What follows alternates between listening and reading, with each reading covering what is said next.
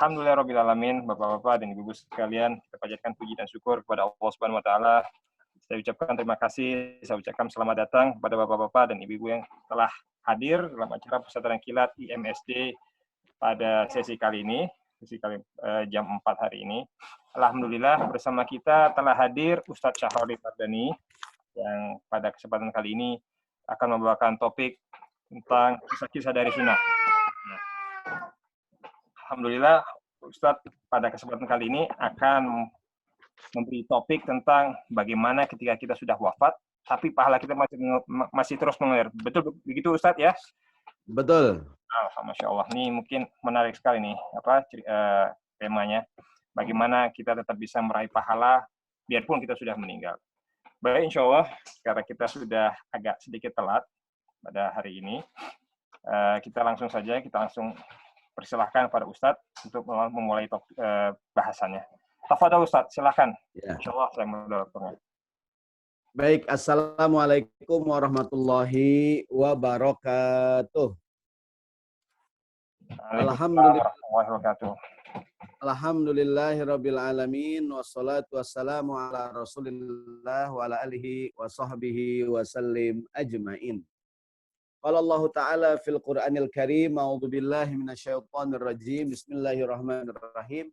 Wa qalu subhanaka la ilma lana illa ma 'allamtana innaka antal alimul hakim.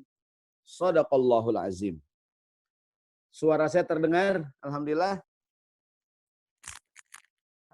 Kita bersyukur pada Allah Subhanahu wa taala yang di Denmark hari ini puasa hari ke-10.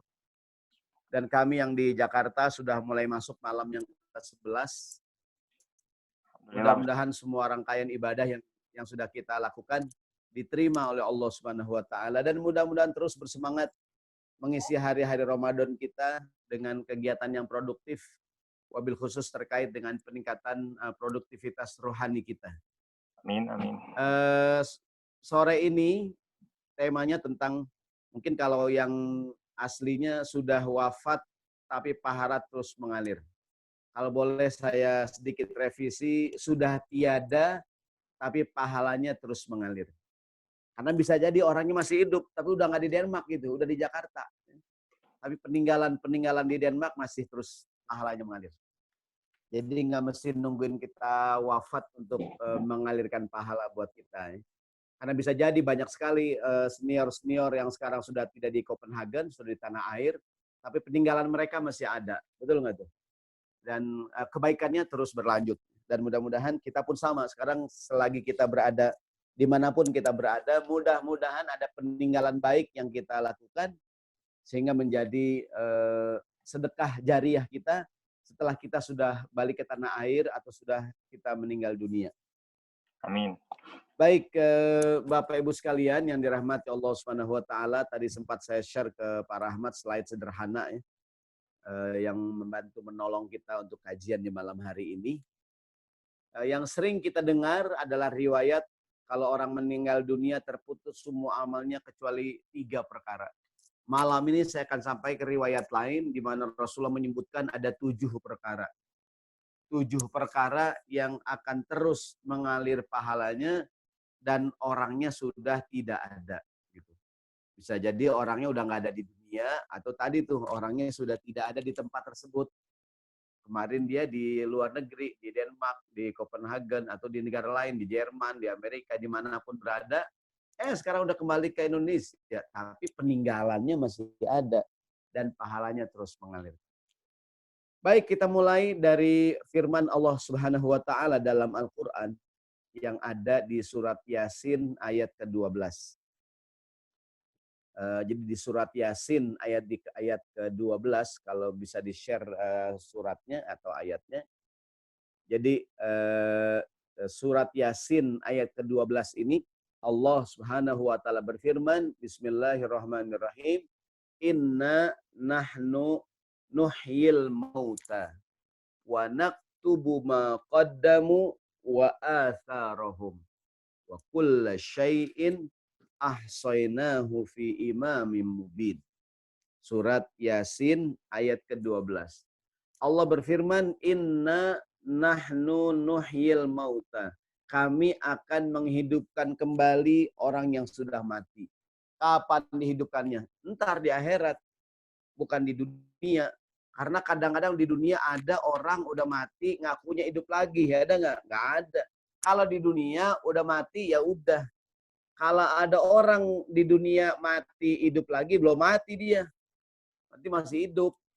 Iya nggak? Karena kalau yang namanya mati, udah. Ntar bangkit lagi kapan? Ntar di akhirat. Ya enggak? Jadi kadang-kadang ada nggak orang ngaku tuh, si fulan mati suri gitu katanya. Mati selama setahun, bangkit dari kubur. Emang Bang Pitung ya enggak? Kalau Bang Pitung sih dibangun dari kubur. Ya enggak? Ini kadang-kadang ada orang ngaku-ngaku, saya sempat mati dan saya hidup lagi. Enggak ada. Orang kalau mati emang benar hidup lagi. Tapi di mana? Entar hari kiamat. Mana dalilnya? Inna nahnu nuhyil mauta. Kami akan kembali menghidupkan orang yang mati. Kapan? Entar hari kiamat. Wa naktubu ma qaddamu. Dan kami akan catat semua yang dilakukan manusia di dunia. Yang besar, yang kecil, yang gede, yang kecil. Semuanya ada catatannya. Semua yang baik, yang buruk, semua ada catatannya. Termasuk yang dicatat adalah wa atharohum, dan bekas-bekas mereka.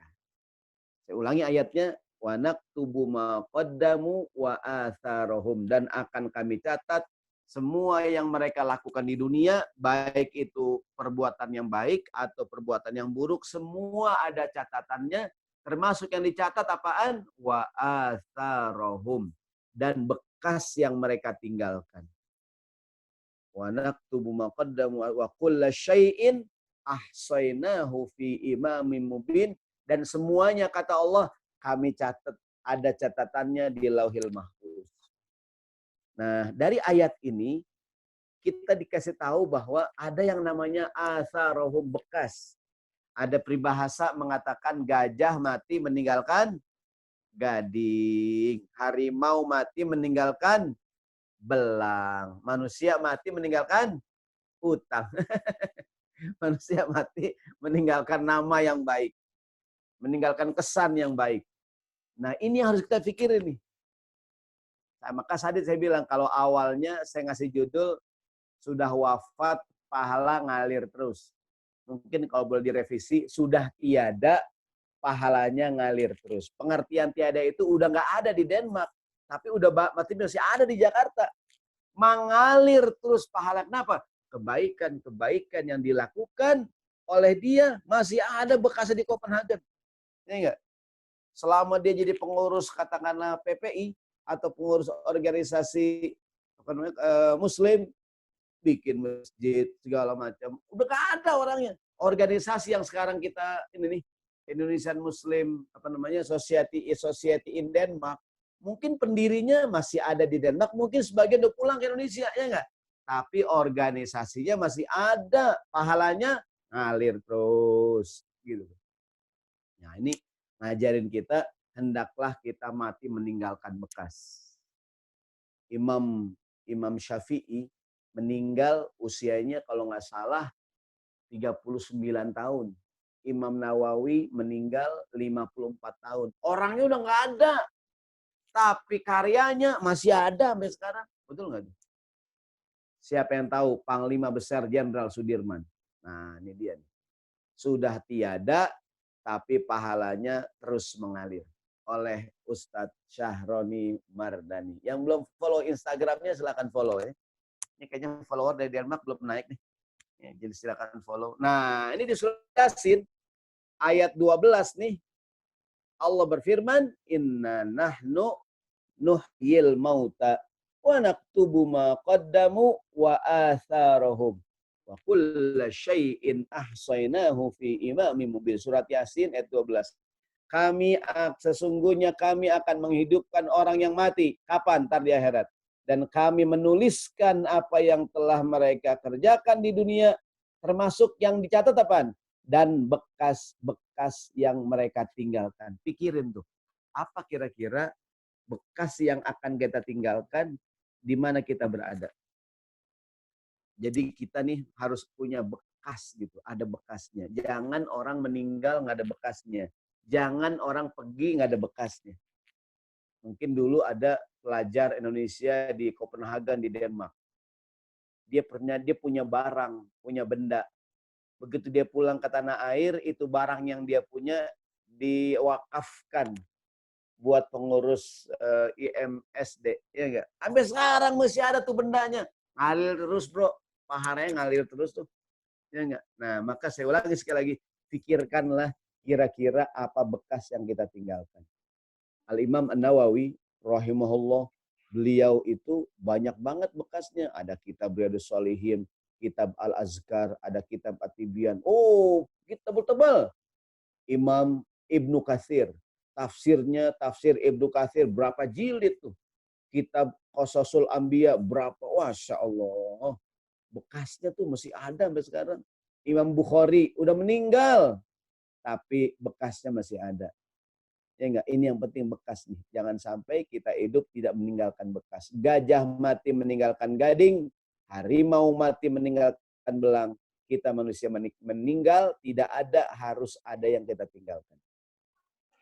Nah, biasanya sih yang udah-udah, biasanya kalau mahasiswa pulang tuh ada ya jaket yang ditinggal, yang itu jaketnya buluk. Biasanya diwariskan kepada anak baru. Masih ada selimutnya enggak? Masih ada beberapa sarung tangan yang tebal-tebal dan lain-lain, kompor dan kulkas dan lain-lain. Tapi sekali lagi minimal nih ayat sebagai ayat pembuka bahwa mudah-mudahan kita nih ada karya yang kita tinggalkan. Maka sebetulnya saya juga secara pribadi mendorong kita semua untuk menulis. Ya. Bahwa menulis itu bagian daripada cara memperpanjang umur kita gitu. Umur kita udah nggak ada, tapi tulisan kita masih ada. Ya, apalagi sekarang zamannya medsos nih, ya enggak. Kita nggak mesti nulis sekarang, bikin video upload di YouTube. Ilmu kita tuh. Ntar kapan-kapan kita nggak ada, ya enggak, orang yang upload, orang yang perlu ilmu kita di searching ada tuh. Nah ini sebagai dalil inti inna nahnu nuhyil mauta wa naktubu ma qaddamu atharahum wa kulla syai'in ahsaynahu fi imamin mubin. Dan segala sesuatu kami kumpulkan dalam kitab induk yang nyata. Zaman sekarang namanya server, ya enggak? Ada server milik Allah namanya Lauhil Mahfuz. Sekarang aja nih kita nelfon nih, saya nelfon nih, ya enggak, kita nelfon dengan Pak Nur Marhadi nih, saya nelfon nih, ya enggak. Mungkin udah 3 hari yang lalu, ada nggak tuh percakapan di server tuh? Masih ada ya. Kita pernah chatting tulisan, mau dilacak oleh KPK, oh masih ada tuh. Nah, ketahuilah, maka dengan teknologi sekarang kita semakin memahami makna Lauhil Mahfuz. Allah punya server yang maha luas, yang kapasitasnya maha gede. Ntar hari kiamat, itu server milik Allah akan dibongkar tuh. Ada video-video kita. Ya enggak? Ada foto-foto kita, rekapan percakapan kita, semua ada ntar tuh. Wa kulla syai'in, itu kalau belajar ilmu nahu. Ilmu nahu bukan cara bikin tahu ya. Ilmu nahu, ilmu tata bahasa Arab. Nah, jadi itu ada kalau kalimat syai'innya namanya nakirah umum, bukan pakai al, bukannya wa syai'. Kalau pakai alif lam jadi kecil dia. Tapi kalau syai'in artinya segala sesuatu. Ahsainahu, kami catat, kami kumpulkan di Lauhil Mahfuz, di kitab induk yang nyata. Server milik Allah yang maha besar, berapa dayanya tuh. Menyimpan semua catatan amalan manusia dari zaman Nabi Adam sampai sekarang. Baik, kita lihat hadisnya. Ini hadis yang akan kita bahas di slide berikutnya. Bersabda Nabi kita Muhammad Sallallahu Alaihi Wasallam. Ini hadis riwayat Imam Ibnu Majah. Jadi yang warnanya oranye nih. Qala Rasulullah Sallallahu Alaihi Wasallam. Apa kata baginda Nabi? Ada 7 kebaikan yang pahalanya terus mengalir. Inna mimma yalhaqul mu'min min amalihi wa hasanatihi ba'da mautihi. Sesungguhnya ada perkara yang terus ngikutin seseorang, ya enggak? Setelah orangnya tidak ada. Yang pertama, ilman nasyarahu, ilmu yang disebarkan. Yang kedua, awwaladan solihan tarokahu, anak soleh yang ditinggalkan. Yang ketiga, au mushafan warathahu. Mushaf yang diwariskan atau mushaf yang diwakafkan. Au masjidan banahu, masjid yang dibangun. Au baitan libni sabili banahu, atau rumah singgah untuk ibnu sabil. Jadi di Denmark bagus juga, ntar kita omongin ntar habis ini. Gimana caranya kita bisa bangun rumah singgah buat mahasiswa yang kehabisan duit atau buat yang baru-baru. Kadang-kadang nggak punya rumah atau yang nanggung-nanggung. Ya enggak, tinggal 2 bulan lagi kontrakan habis, mau tinggal di mana nih? Bagus nih, berdasarkan ini hadis ada yang namanya rumah singgah untuk Ibnu Sabil. Kemudian lagi yang keenam adalah au nahron ajrohu, sungai yang dialirkan, sumber air, mungkin gali sumur, bikin irigasi, ya enggak?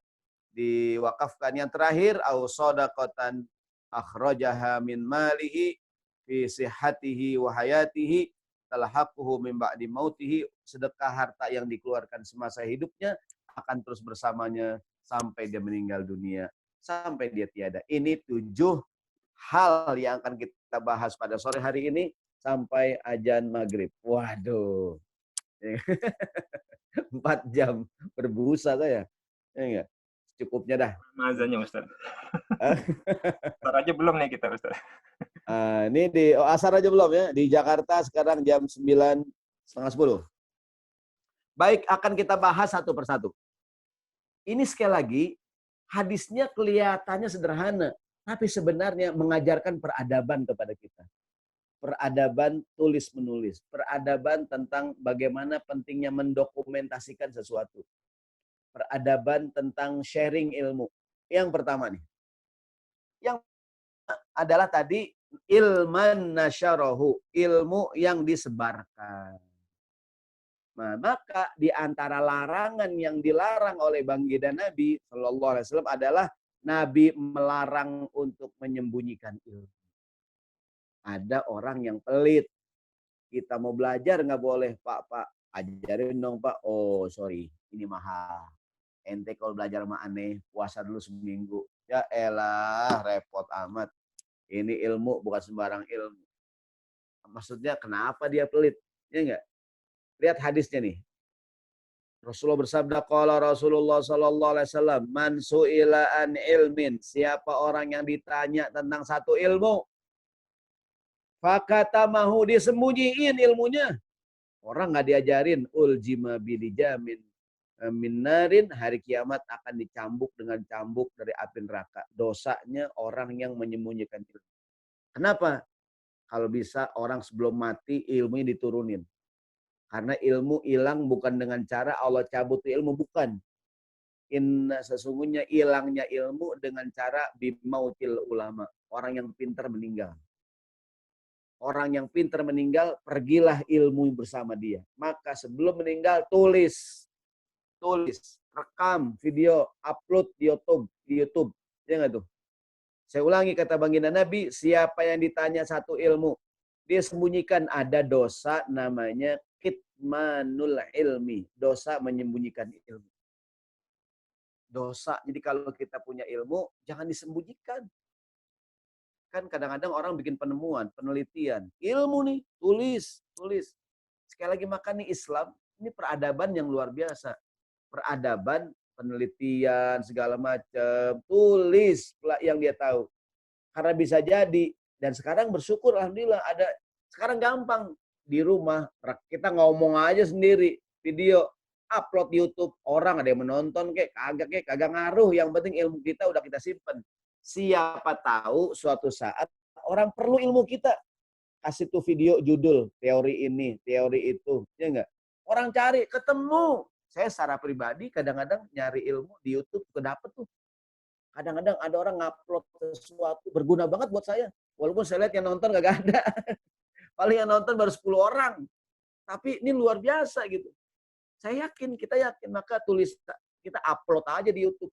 Orang menonton. Jadi orientasinya bukan nyari penonton. Nyebarin ilmu aja. Kan orang zaman sekarang ngupload di YouTube. Kalau yang nonton banyak dia girang, semangat. Kalau nggak ada yang nonton, males dah. Saya nonton upload di YouTube kali nonton. Bukan itu masalahnya. Masalahnya adalah pertama dilarang menyembunyikan ilmu. Kalau ditanya kasih tahu. Siapa yang ditanya satu ilmu? Begini, kan ada ungkapan you are what you share. Kita adalah apa yang kita share ke orang lain. Kan sekarang kita punya budaya baru, budaya nge-share. Ada yang boleh di-sharing, ada yang tidak boleh buat di-share. Di antara yang boleh di-share bahkan wajib adalah ilmu. Sharing ilmu. Jadi yang punya ilmu di-share, di-share lewat tulisan, lewat video, lewat buku, lewat pamflet, lewat wawancara, segala macam. Tulis. Maka ini peradaban sebenarnya, peradaban. Peradaban di mana orang tuh punya literasi ya. Tulis. Jadi orientasinya bukan buku saya, ada yang beli pakainya. Orang mau tonton kayak kagak sih, bodo amat. Yang penting udah saya upload di YouTube ilmu saya. Gitu tuh. Siapa tahu suatu saat orang perlu, orang searching dan ketemu dan bermanfaat. Pahalanya ngalir bro, ngalir terus. Ya nggak nih? Ada satu bait syair ya. Al-hurfu ba'da mautika, satu huruf yang kamu tulis akan terus ada sebagai saksi bagimu. Fal harfu yabqa ba'dal mauti syahidan. Faktub bikaffika ma tarahu jamilan. Satu huruf yang kita tulis akan tetap ada menjadi saksi buat kita, oleh karenanya tulislah sesuatu yang baik untuk kita. Kita punya kalimat quotes yang bermanfaat. Saya tulis, insya Allah banyak orang butuh. Mungkin gini, maka orientasinya bukan ada yang nonton nggak video saya, ada yang baca nggak buku, itu mau kagak penting. Yang penting kita sudah sharing ilmu. Secara pribadi kadang-kadang kita nih kalau lihat kitab-kitab ulama zaman dahulu, oh Masya Allah, luar biasa tuh, luar biasa. Jadi saya ulangi, siapa ditanya tentang satu ilmu, lalu menyembunyikan ilmunya, dia akan dicambuk dengan cambuk dari api neraka. Tulislah. Ya kan?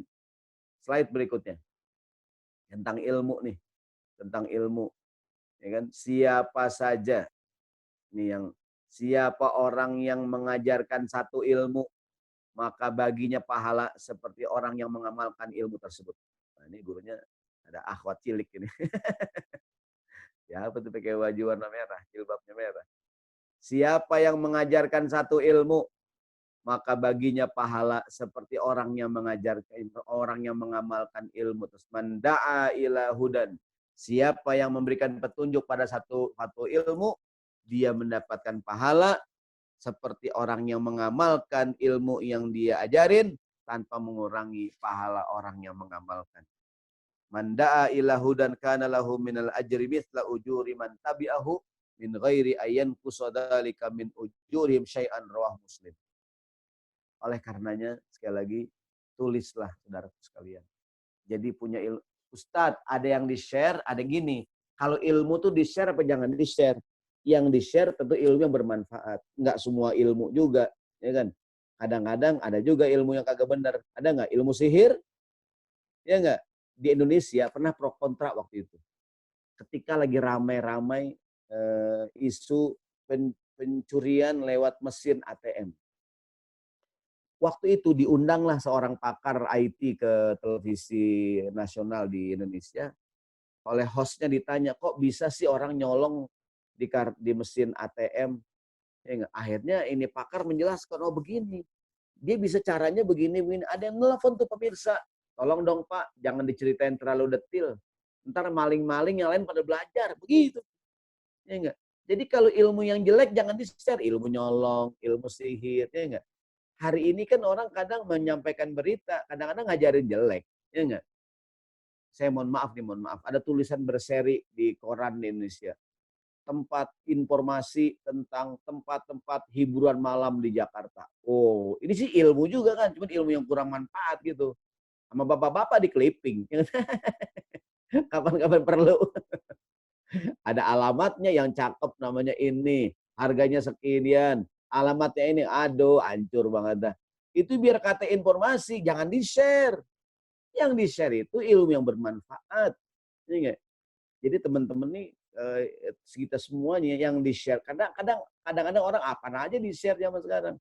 Kalau sharing itu yang manfaat. Allah berikan hidayah pada seorang, lantaran kamu pahalanya lebih hebat daripada unta merah yang paling mahal. Ini yang pertama, saudaraku sekalian, yang akan mengalir terus bersama kita. Apakah dia? Ilmu yang kita sebarkan. Slide yang berikutnya, Bapak Ibu sekalian yang dirahmati Allah Subhanahu wa taala. Oh maaf nih, kita ngomongin ilmu dulu. Maka tadi naik lagi dikit kita ngomongin ilmu dulu. Maka kalau kita lihat sekali lagi peninggalan ulama-ulama zaman dulu ya, ulama-ulama zaman dahulu, kita kadang-kadang nggak masuk akal gitu. Ini kan kita nggak masuk akal gitu tentang betapa ini. Bisa lihat wajah saya dulu nggak nih? Slide-nya disembunyikan dulu. Jadi kalau kita lihat peninggalan ulama-ulama zaman dulu, ya kan, bagaimana mereka menulis atau mendokumentasikan nih. Saya kasih tahu nih, saya sambil jalan nih, biar nggak bosan saya duduk, ya nggak? Ini cara baru mengajar online, biar nggak bete. Silakan Ustaz. Nih, ya, saya mau cerita nih. Ini Imam Bukhari, beliau menyusun kitab hadis Sahih Bukhari, yang kemudian disyarah syarah kitab Fathul Bari, ya, oleh Ibnu Hajar Al-Asqalani. Kita bayangkan nih, Ibnu Hajar Al-Asqalani zaman dulu menulis kitab segini banyak, coba bayangin. Ya, ini yang saya punya ada 13 jilid, ya kan? Dia meninggal tahun 852 Hijriah. Coba kita bayangin. Jadi mereka mengamalkan yang Nabi suruh gitu. Jadi itu fal harfu yabqa ba'dal mauti syahidan. Satu huruf yang kita tulis akan tetap ada sebagai saksi buat kita. Ini hari kiamat nih yang ditulis oleh Ibnu Hajar Al-Asqalani. Jadi pertama Imam Bukhari bikin kitab Sahih Bukhari. Disyarah oleh Ibnu Hajar. Jadi begini nih, ya kan? Ada kitab Imam Ibnu Katsir, Al-Bidayah wan Nihayah, Imam Ibnu Katsir. Beliau bayangkan, ini beliau wafat tahun Imam Ibnu Katsir wafat tahun 774 Hijriah. Sekarang 1441. Berarti berapa tahun yang lalu nih? 700 ya, kira-kira ya. 700 kurang lebih Ustaz. 700 tahun yang lalu beliau udah bikin buku nih. Ini kita kalau kita baca, saya kadang nggak masuk akal gitu. Saya kadang kalau baca kitab ini Al-Bidayah wan Nihayah, Imam Ibnu Katsir, dia bukan cuma kitab ini doang kan. Beliau juga punya kitab tafsir Ibnu Katsir. Tafsir Ibnu Katsir kalau kita baca, mana dia nih? Itu kadang-kadang nggak masuk akal gitu. Betapa ini dia ini kitab Ihya Imam Ghazali. Jadi bagaimana mereka pada zamannya waktu itu sudah sangat produktif gitu. Maka ada yang mengatakan kita ini sibuk apa produktif gitu. Ya enggak? Kita sibuk banyak kerjaan cuman enggak produktif gitu. Ya kan? Ini Imam Qurtubi segala macam gitu kan. Saya aja belum sempat baca nih, ya enggak? Mereka pada zaman ini ulama kontemporer, Syekh Wahbah Az-Zuhaili mengarang kitab segini banyak nih, kitab Fiqhul Islam wa Adillatuhu. Bagaimana mereka nih udah meninggal orang semua nih. Mereka udah meninggal dunia semua, udah nggak ada orangnya. Tapi pahalanya terus mengalir. Mudah-mudahan kita nih ya enggak, berpikirlah walaupun cuma satu. Imam Nawawi, beliau sangat terkenal dengan kitab Hadis Riyadhus Shalihin. Ya enggak? Ini Imam Nawawi dan satu kitab ini syarahnya. Ingat kitab beliau nih, ya enggak, Imam Nawawi disyarah oleh beragam ulama gitu kitab hadis. Sekali lagi, rata-rata pengarang kitab yang ada di rak buku saya ini, orangnya udah nggak ada, ya enggak? Tapi pahalanya terus mengalir. Ada yang terakhir, ada tafsir fi zilalil Quran. Di manakah Syekh Sayyid Qutb mengarang kitab ini? Yang sekarang kalau dibukukan jadi ada 6 jilid. Beliau menulis ini semua ketika di dalam penjara. Bayangkan coba tuh. Ketika di dalam, Buya Hamka, beliau punya tafsir Al-Azhar juga sama gitu. Jadi yang pertama, apakah yang terus mengalir ketika kita sudah tidak ada, ilman nasyarahu, ilmu yang diwariskan. Ilmu yang disebarkan, maaf.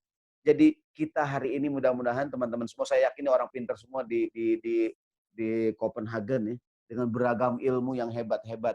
Tulislah yang kita tahu. Tulis. Nah, para ulama tadi itu ketika mereka bikin, nggak ada orientasinya. Karena buku saya laku berapa eksemplar ya, gitu tuh. Bahkan saya dulu baca buku Syekh Qaradawi, dulu waktu di Mesir, tahun 94, 95. Tadi banyak buku Syekh Qaradawi. Dulu buku Syekh Qaradawi, penerbitnya namanya Maktabah Wahbah, namanya Al-Wahbah penerbitnya. Itu sama sekali tidak komersil. Di bagian belakang kitab nih, ada bacaan buku ini boleh dicetak tanpa izin penerbitnya selama bukan kepentingan komersil. Nah, tentu kita menghargai zaman sekarang orang bikin buku dengan tulisan tidak boleh diperbanyak tanpa izin penerbit atau penulis. Kita menghormati karya ilmiah seseorang. Saya ingin menjelaskan saja Imam Bukhari itu kalau dia minta apa namanya? Lisensi apa namanya kalau karya kan berapa duit gitu. Iya. Ustaz namanya. Apa namanya? Hak cipta. Itu hak cipta. Orang kalau puasa suka lupa. Iya. Imam Bukhari kalau dia minta hak cipta tuh ya nggak, berapa penerbit nerbitin buku dia. Imam Nawawi udah kaya banget, miliuner. Tapi sekali lagi orientasinya bukan itu gitu. Bukan berapa eksemplar buku yang akan terjual. Jadi sejak awal kalau kita kan mohon maaf bikin buku laku nggak ya? Gitu tuh kadang-kadang. Ada yang beli nggak ya? Jadi orientasinya sekali lagi harusnya orientasinya adalah nasrul ilmi, menyebarkan ilmu. Istilahnya mau orang beli kek, kagak kek, mau baca, yang penting saya sudah mengamalkan hadis Nabi, menyebarkan ilmu. Ini yang susah nih, yang susah. Ya kan yang susah. Termasuk saya juga nih. Ya kan, saya baca komentar Pak Syafi Antonio. Beliau mengkritisi para ustadz yang sering ceramah tapi nggak pernah nulis. Kata beliau, kenapa ustadz senangnya ceramah nggak nulis? Karena kalau dari nulis duitnya dikit gitu. Satu karya yang sekian gitu, paling kalau dia jualan bukunya, ya nggak? Ya paling berapa sih keuntungan dagang buku? Kalaupun untung, paling yang untung juga penerbitnya gitu ya. Yang nulis dikasih berapa gitu. Tapi itulah kata beliau, memang orientasinya bukan nyari duit. Kalau nyari duit mah dagang, ya nggak tuh? Jadi terutama saya juga nih. Maka para ustadz lebih senang ceramah dibandingkan nulis katanya. Tapi alhamdulillah saya untuk malam hari ini ada makalahnya tuh saya tulis. Walaupun cuma 8 halaman. Ya kan? Dan ini akan jadi bukti di hadapan Allah yang saya tulis, yang saya sampaikan di malam hari ini siapa tuh berguna gitu ya. Baik, kita kembali. Jadi dari 7 yang pertama adalah ilman nasyar. Maka saya mengajak kita semua teman-teman dimanapun berada yang sedang kuliah S2, S3, yang sedang bekerja punya ilmu, tulis yang paling sekarang gampang banget bikin video, upload di YouTube. Ya enggak? Upload aja udah, kasih judul, katakanlah teori ini, teori itu, apalah judulnya kan. Siapa dengan kata kunci yang gampang dicari sehingga kapan-kapan orang butuh, orang menemukan, dan kita yang bikin videonya pahalanya ngalir terus mudah-mudahan. Amin ya rabbal alamin.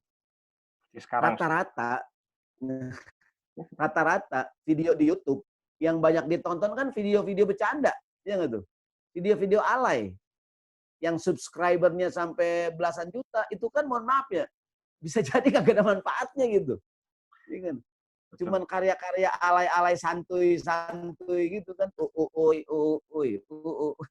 TikTok ya enggak? Makanya orientasinya bukan ada yang baca enggak, tapi orientasinya adalah mengamalkan bab nasrul ilmi. Yang kedua, apalagi kemudian yang akan mengalir pahalanya. Kita kembali ke slide kita. Apalagi yang mengalir. Yang kedua adalah yang ketiga nih, yang kedua ya. Yang kedua adalah awwaladan solihan tarokahu. Anak soleh yang ditinggalkan. Kita akan meninggal dunia. Mudah-mudahan yang masih jomblo cepat dapat jodoh. Amin. Yang udah nikah, mudah-mudahan cepat dapat anak. Amin. Ya enggak tuh? Karena bisa jadi orang, Pak Ustadz, saya ketemu jodoh lama banget. Ya enggak? Ada 40 14 kali maju ditolak, Tat.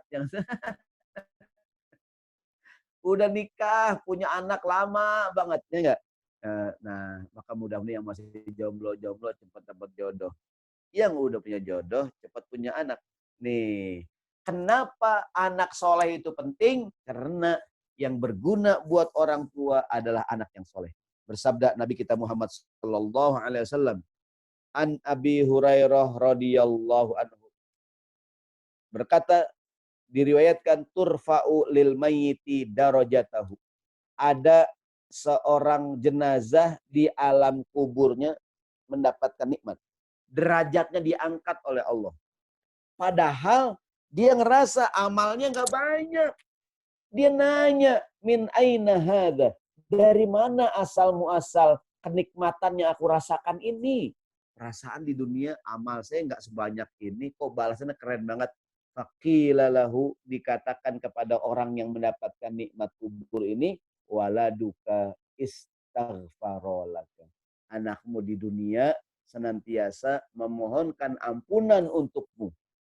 Dia meninggal dunia, anaknya ngapain di dunia? Astagfirullahaladzim, Rabbighfirli wali walidayya warhamhuma kama rabbayani shaghira, Rabbighfirli, gitu tuh. Jadi tiap hari anaknya mohon ampunan buat orang tuanya. Di kuburan orang tuanya diampunin kesalahannya dan mendapatkan nikmat. Ya Allah, dari mana kok saya enak banget? Anakmu di dunia sedap apa namanya, mohon ampun mulu. Kamu sih kagak ada amalnya. Anak kamu tuh di dunia yang sekarang lagi belajar di Copenhagen, tiap habis sembahyang, Rabbil firli wali walidayya. Itu istighfar kita menggempur kesalahan orang tua kita. Begitu tuh. Saya pernah dengar ceramah ada seorang ustadz di dalam kitab Nasoihul Ibad, ya katanya. Ada riwayat tuh. Kan kalau hari Jumat, nggak khotib Jumat. Khotib Jumat tuh tiap Jumat bilang begini, Allahumma gfir lil muslimina wal muslimat wal mu'minina wal mu'minat al ahya'i minhum wal amwat. Ya Allah, ampunin muslimin, muslimat, mukminin, mukminat, baik yang masih hidup ataupun yang sudah meninggal. Gitu ya teksnya, ya kan? Allah maghfir lil muslimina wal muslimat wal mu'minina wal mu'minat al ahya'i minhum wal amwat, yang masih hidup, yang udah meninggal, ampunin dosanya. Itu katanya tuh riwayat. Tiap hari Jumat orang di kuburan pada girang. Kenapa? Hari Jumat pada doain dia. Jadi ibaratnya nih, ibarat kiriman. Tiap hari Jumat kiriman ampun, orang pada berebutan. Ya Allah, kiriman dari dunia. Yang di dunia bacain doa buat kita. Maghfir lil muslimina wal muslimat wal mu'minina wal, ibaratnya nih hujan ampunan. Orang berebutan ngambil. Ada bapak-bapak santai di pojokan. Duduk santuy dia di hari kiamat. Di kuburan santai aja dia. Yang lain lagi sibuk ngumpulin ampunan. Dia santai. Ada yang nanya, Pak, nggak berebutan ampunan, Pak? Nggak, saya mah santai aja. Tiap hari anak saya ngirimin langsung. Begitu tuh. Tiap hari anaknya. Allah, ya Allah, Rabbighfirli wali walidayya warhamhuma. Begitu saudaraku sekalian. Jangan pelit doain orang tua kita. Ntar orang tua kita di kuburan duduk santuy. Santuy. Dia oncang-oncang kaki. Yang lain berebutan. Hari Jumat nih berebutan. Oh, ampunan. Hari Jumat orang pada doa. Allahumma gfir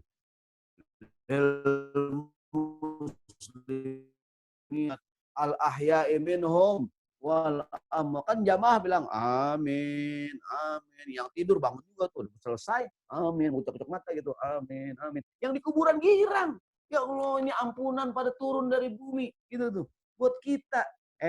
Bapak-bapak santai. Kenapa? Anaknya di Denmark lagi kuliah. Ini, Pak, nggak berebutan, Pak. Lah, saya mah santai orang tiap hari anak saya doain buat saya, Robin Firly. Begitu saudaraku. Jangan pelit buat orang tua kita. Inilah gunanya anak yang soleh. Ingat, kita mau berguna buat orang tua kita, doain, bro. Ini kadang-kadang ziarah kubur, yang doa kuncen di kuburan. Anaknya ngapain? Main HP. Aduh, kacau banget dah. Dia ziarah kubur nih, tibang nyiramin air kembang doang kan. Datang dah kuncen, Pak, mau doain, Pak. Doain bapak saya.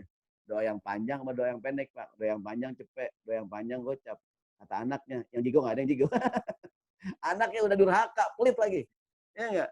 Kan kalau di kuburan begitu tuh. Biasanya kalau kita ziarah kubur di kuburan-kuburan gede, ada 3 orang tuh pakai jas kegedean biasanya tuh. Yang satu tukang doa, satu sibuk nyabutin rumput, yang satu pura-pura ngepel gitu. Ya, bapak nyapuin di kuburan, ya nggak tuh. Anaknya ngapain? Duduk pojokan megangin HP. Siapa yang doain? Kuncen. Tuh Kuncen juga dia udah ngantuk banget tuh. Ya kata bapaknya, gue kagak dapet apa-apaan. Anaknya datang cuma nyiramin air kembang doangan, sama nancepin bunga, udah. Selebihnya ngapain? Orang yang doa kagak kenal sama bapaknya. Iya nggak?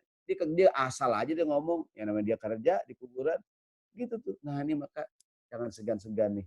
Ya nggak, setiap kita bilang Rabbil firli wali walidayya warhamhuma kama rabbayani shaghira. Sebutin nama orang tua kita.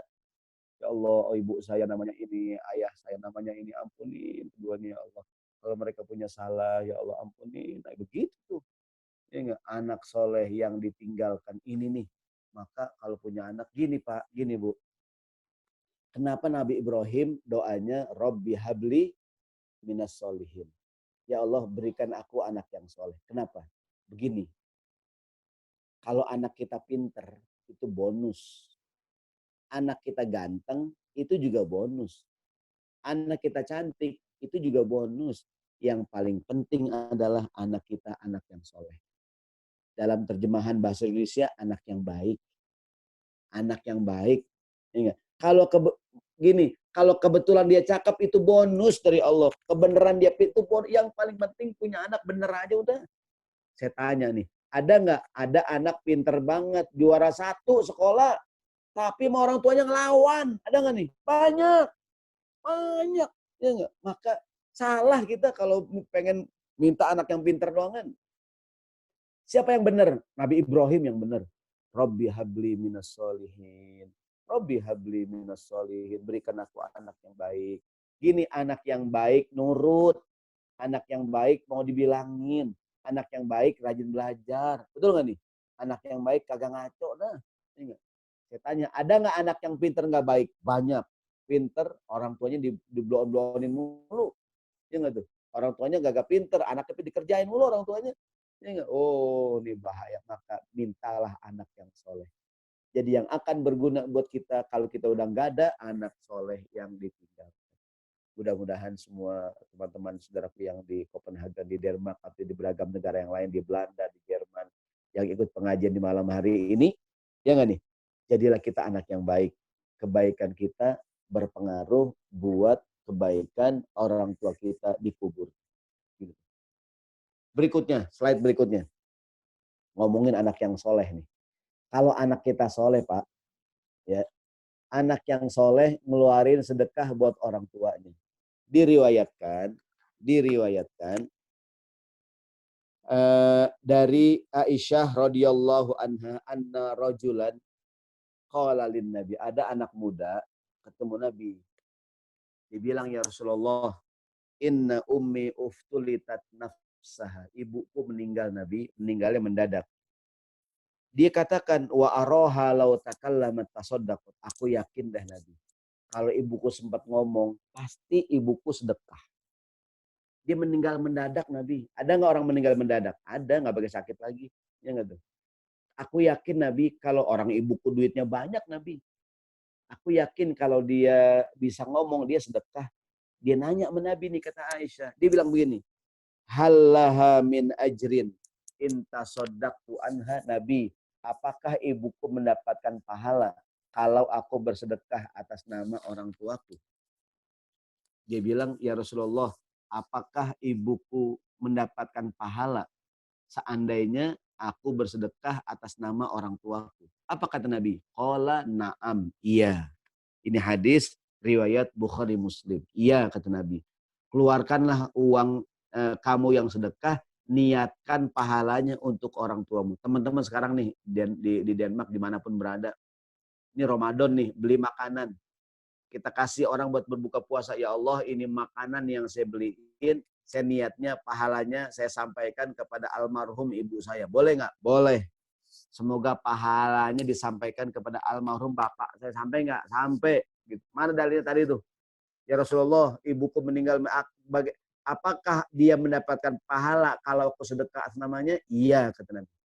Bersedekahlah atas nama orang tua kita agar orang tua kita masuk ke dalam hadis ini. Dia punya anak, yaitu kita, yang mana kita insya Allah jadi anak yang soleh, bersedekah atas nama orang tuanya.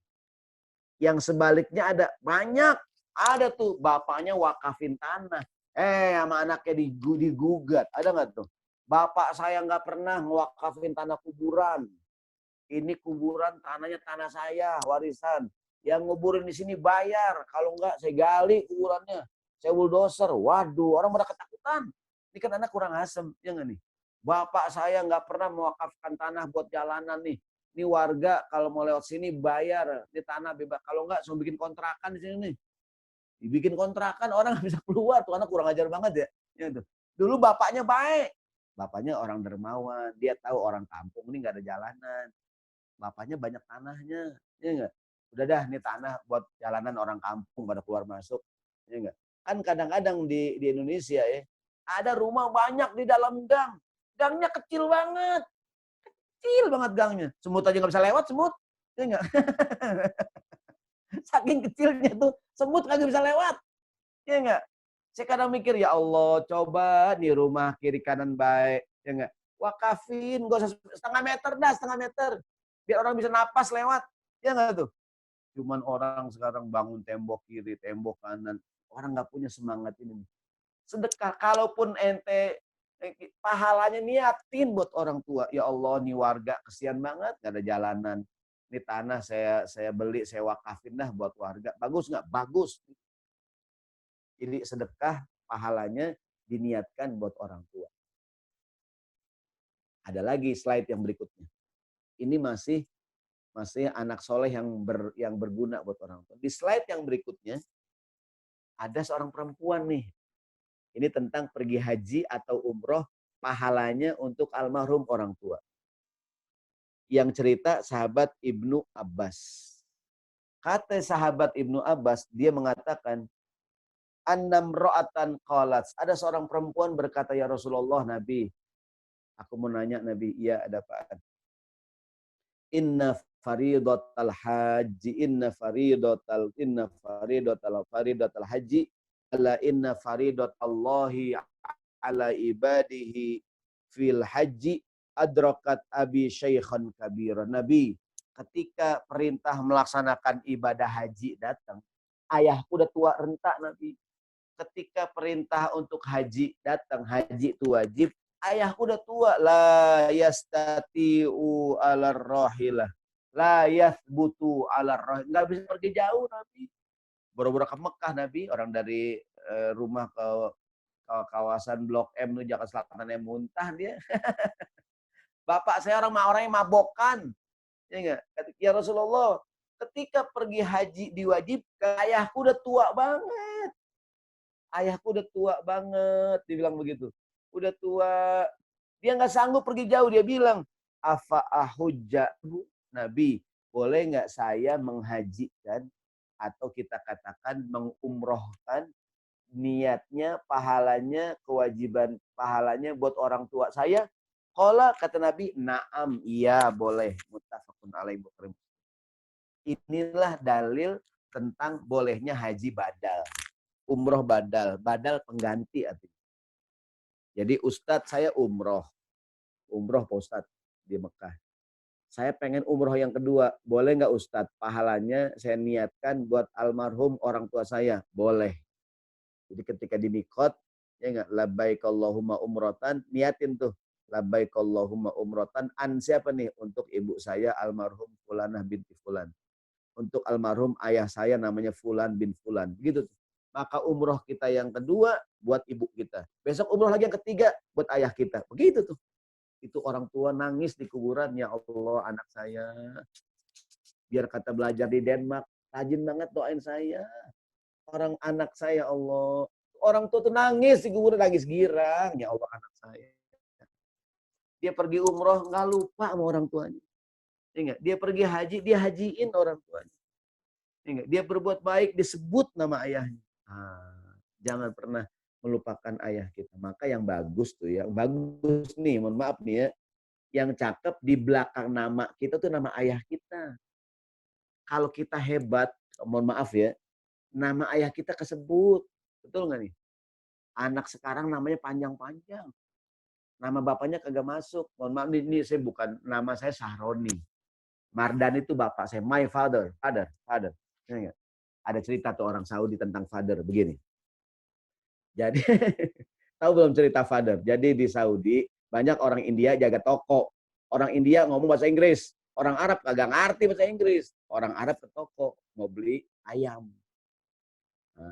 Dia bilang firoh ayam. Firoh. Kata India, what, firoh, I don't understand. Orang Arab melihat telur. Dia angkat tuh telur. Kata orang Arab, father. Maksudnya bapaknya telur. Apaan tuh? Ayam. Oh, kata orang India, oh yes, father. Dia buka kulkas di supermarket, dibuka. This is mother. Fathernya udah habis. Jadi mau keluar sedikit. Apaan tadi itu? Kalau bisa, di belakang nama kita, nama ayah kita. Biar dia girang. Kalau bapak diri sudah, yang akan memberikan presentasi sekarang adalah bapak Fulan binti Fulan, bapak Kun Marhadi, Profesor Dr. Kun Marhadi, LC.MA, PhD, ya nggak tuh? Di belakang ada nama ayahnya dah. Apa jangan ayahnya Marhadi, saya nggak tahu ya. Saya kebetulan nama saya Umar. Saya tanya, tolong jawab pelan-pelan. Kalau nggak tahu saya kasih tahu. Umar bin Khattab. Utsman bin Affan. Ali bin Abi Thalib. Abu Bakar bin siapa? Abu Bakar bin siapa? Abu Bakar bukan namanya. Abu Bakar kunyahnya. Nama aslinya Abdullah bin Abi Quhafah. Kenapa tuh orang Arab pakai bin? Biar namanya kesebut. Nama orang tuanya kesebut. Enggak. Nah, jadi bagus nih kalau Ustadz nama anak dah. Nama anak kita, cantelin nama kita di situ. Ya enggak? Nama saya Sahroni. Anak saya yang pertama namanya Asma Sahroni. Yang kedua Umar Sahroni. Yang ketiga Hasan Sahroni. Yang keempat Wafa Sahroni. Biar saya ke bawah gitu. Ya enggak? Nah ini pergi haji nih ya Rasulullah. Pergi haji datang saat bapakku udah nggak sanggup pergi, udah ketuaan. Boleh nggak aku haji atas nama mereka? Qala, kata Nabi, na'am, boleh. Ini dalil dibolehkannya haji badal. Ini kalau anaknya soleh nih, maka tinggalkanlah anak yang soleh. Bapak meninggal, anaknya tukang main kartu. Anaknya tukang main TikTok sama main game cacing. Ini kagak ada gunanya jadi. Anaknya tiap hari main game cacing mulu di handphone, ya enggak tuh? Agak ada pahalanya buat orang tuanya. Ya enggak tuh? Anaknya bikin video TikTok nggak habis-habis. Nangis bapaknya, astagfirullahaladzim, anak gua ada kapan ngirimin doa buat saya. Begitu tuh. Ya enggak? Kalau anak solehah nih, ya anak perempuan nih. Kalau anak solehah, punya mukena buat apaan? Buat sembahyang. Kalau anaknya nggak soleh, anak mukena buat bikin TikTok. Ada tuh, ya enggak? Anak perempuan kagak solehah. Dia pakai mukena bukan buat sembahyang, buat main TikTok, kurang asem ada. Ya enggak? Kalau anaknya solehah, mukenanya buat sembahyang. Ini anaknya bandel, mukenanya buat main TikTok, buat bercanda-bercandaan. Astagfirullahaladzim. Ya enggak? Maka mudah-mudahan saya terutama ngomong nih, dan kita semua, semoga kita meninggalkan di belakang kita anak-anak yang soleh. Yang kalau dia pergi haji, badalin kita. Kalau dia umroh, badalin kita. Ya enggak? Kalau dia punya rezeki, dia sedekah atas nama kita. Masya Allah. Sekarang begini, lakukanlah itu untuk orang tua kita.